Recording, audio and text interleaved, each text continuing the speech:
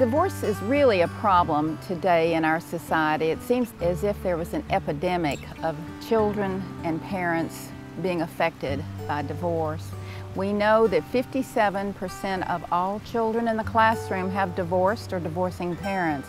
Up until the early 1970s, divorce was a rare phenomena in this country.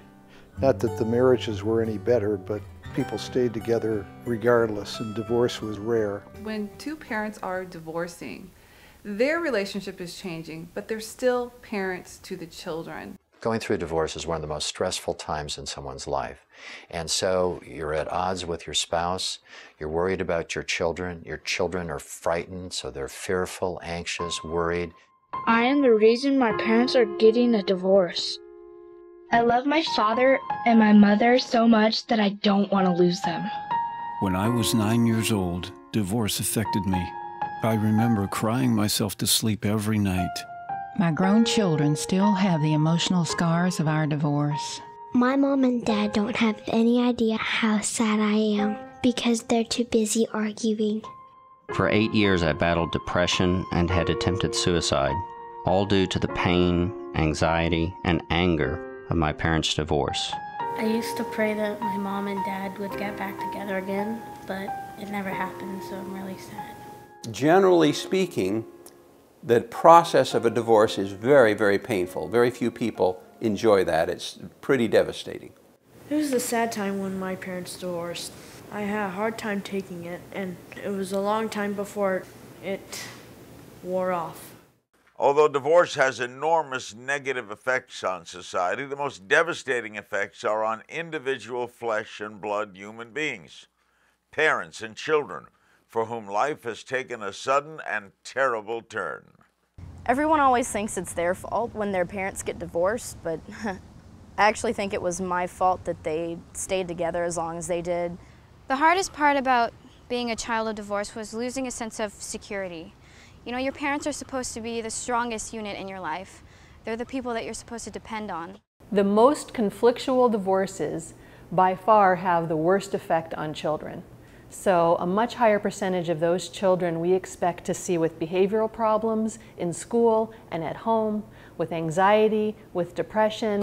On the southern Kona coast of the Big Island of Hawaii, there's an ancient Hawaiian place of refuge. It was a sanctuary for those who had broken one of ancient Hawaii's intricate system of kapu, or taboos, like stepping on the shadow of a chief. If a person survived and made it to this place, he or she would be offered shelter and forgiveness by the kahuna, or traditional teachers. Today, a number of more modern wayfarers seek refuge here, refuge from the pain, resentment, anger, and confusion that storms around them.